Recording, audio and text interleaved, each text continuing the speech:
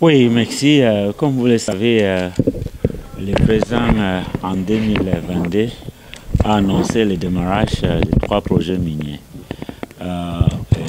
Nous sommes très fiers d'annoncer, comme a dit le président de l'Assemblée, le démarrage effectif de ces projets.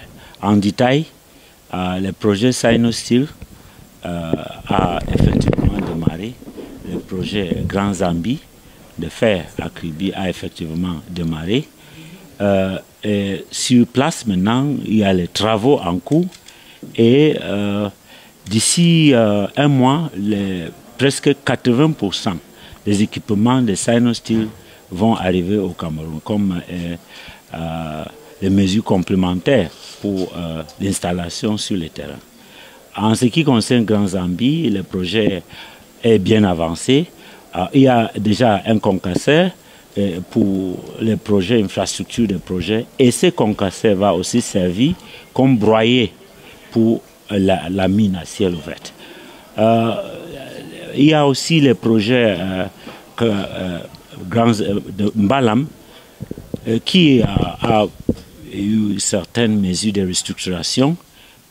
C'est la même chose avec le projet Jovic, qui ont certains problèmes de restructuration, et dès que ces problèmes sont relevés, ces deux projets vont aussi démarrer. Je peux aussi dire qu'en démarrage effectif, on peut aussi parler de projets des mines, des colomines, portés par la société Codias, qui a entré en production effective. Donc, voilà, en résumé, 5 projets à court terme qui ont effectivement démarré, mais des autres, les deux que je cite, ont les petits défis. Dès que ces défis sont relevés, on va avoir 5 projets qu'on peut dire à court terme qui ont effectivement démarré. Monsieur le ministre, s'agissant des divergences évoquées par le président de l'Assemblée nationale entre certains actionnaires, de quoi s'agit-il et quelles sont les solutions possibles? Si je prends en particulier le cas du projet Jovic, c'est un projet très simple qui devait vraiment démarrer. C'est un projet très simple. Mais malheureusement, à l'intérieur des capitales géographiques de ces sociétés, il y a les divergences entre deux principaux actionnaires. Le ministère des Mines doit prendre sa place pour mettre de l'ordre, parce qu'il y a un actionnaire qui pense qu'il faut d'abord passer par beaucoup des étapes des assemblées généraux, il y a les dettes, il y a beaucoup de choses. Alors la société est prête à commencer. Pour nous, si les projets démarrent, tous ces problèmes vont être résolus. Donc, c'est dommage parce que c'est le projet le plus simple à démarrer. Donc, c'est dans ce sens que le président de l'Assemblée nationale a parlé de divergences. Je peux aussi parler de divergences dans les autres secteurs, parce que nous sommes en train de mettre une mise à jour dans les collectes de recettes, dans le secteur des carrières, dans les semi-mécanisés. Parfois, nous avons les contraintes, parce que vu la loi des finances qui a institué les lettres de voiture, ça devait être vraiment quelque chose qui devait apporter beaucoup de recettes à l'État cette année. Mais parfois, on a les notes contradictoires qui viennent des autres administrations. Et je pense que c'est peut-être de ça qui parle aussi. Et je pense qu'avec ces discours, nous allons réunir toutes les administrations concernées.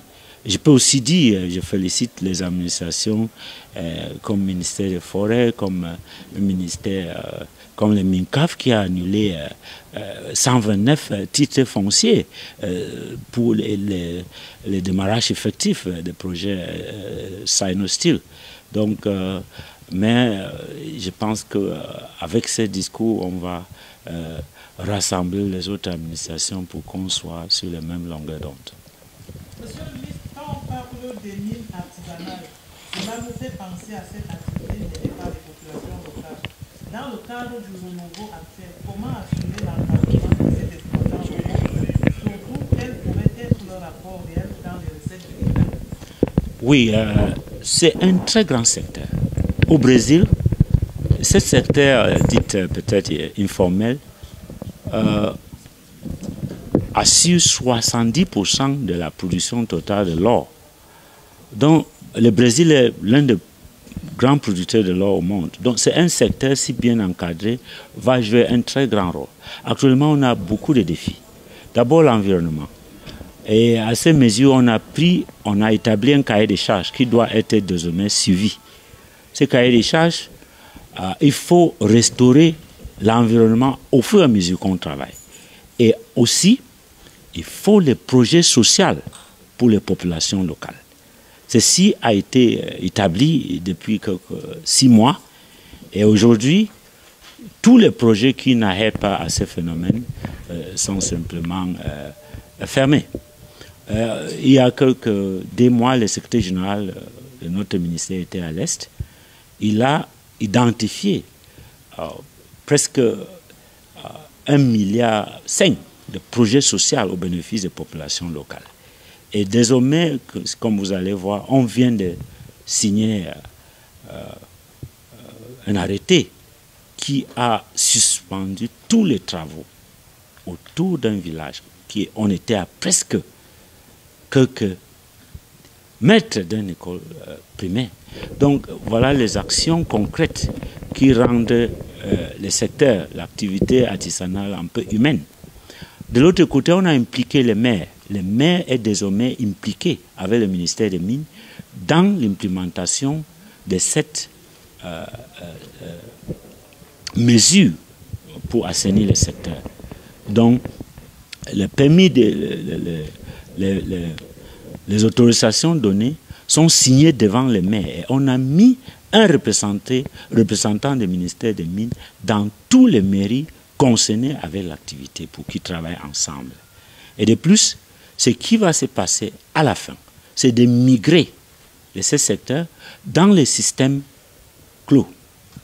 Il y a une mission préparée qui va en Chine d'ici quelques jours et au Brésil pour prendre contact avec ceux qui vont fabriquer les systèmes adaptés pour que la mine ne soit plus faite dans les systèmes ouverts. Ça va migrer dans un système fermé où l'environnement n'est pas perturbé. Et en plus, ça va aussi augmenter les rendements. Parce qu'actuellement, ce qu'on fait sur le terrain, on récupère peut-être seulement entre 30 et 40% de l'or. Donc avec cette migration, on peut atteindre le rendement de 80%. Vous avez vu l'autre jour, on a transféré au moins l'or au ministre des Finances. Le total actuel dépasse 800 kilos de l'or. Donc avec ces migrations, on va voir une augmentation nette dans les recettes de l'État par l'impôt synthétique qui est imposé à cette activité. Monsieur le ministre, on a connu dans certains pays, une évasion parfois massive des richesses du sous-sol. Quelle garde-fou pour le Cameroun? Bon, écoutez, le Cameroun a pris les mesures très concrètes. Le code minier a pris toutes les dispositions pour que le Cameroun tire bénéfice de tout ce qui se passe sur tous les secteurs, le secteur minier. Si je commence par le secteur artisanal, l'impôt synthétique impose 25% qui est collecté en espèces comme l'or de toute l'activité minière. Il y a les taxes ad valorem qui viennent au niveau des populations locales. Et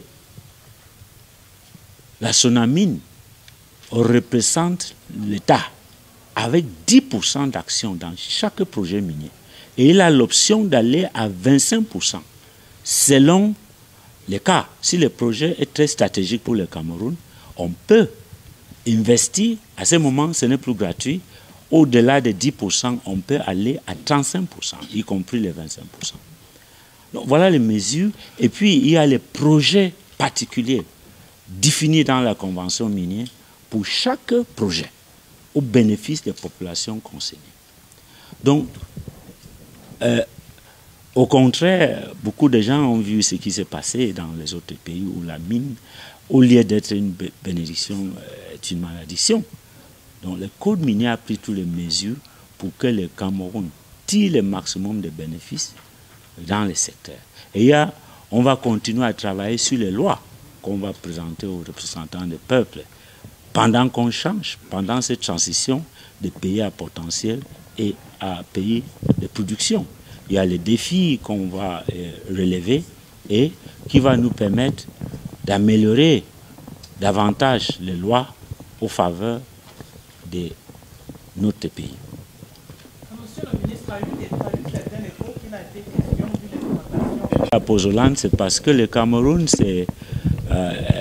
est traversé par la ligne volcanique du Cameroun, qui passe de la Nobon vers le sud-ouest, le nord-ouest, l'ouest et termine au niveau de la Damawa. Ce qui, après la dégradation des roches volcaniques, on a les produits que vous appelez pozzolan. C'est quelque chose de très précieux et rare qui ne se trouve pas dans les autres pays.